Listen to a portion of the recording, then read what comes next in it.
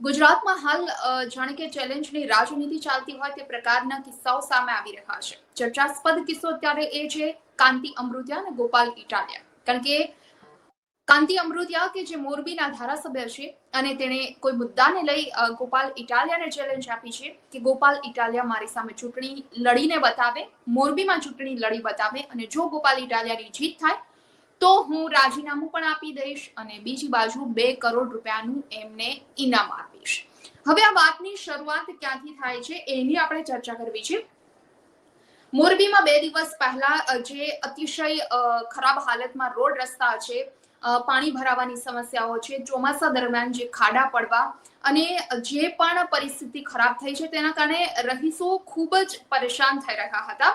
એટલે ત્રાહીમામ પોકારી ગયેલી જનતા રસ્તા પર ઉતરી આવી અને રસ્તા રોકો આંદોલન કરી તંત્રને ક્યાંક ને ક્યાંક ઢંઢોળવાનો, તંત્રને જગાડવાનો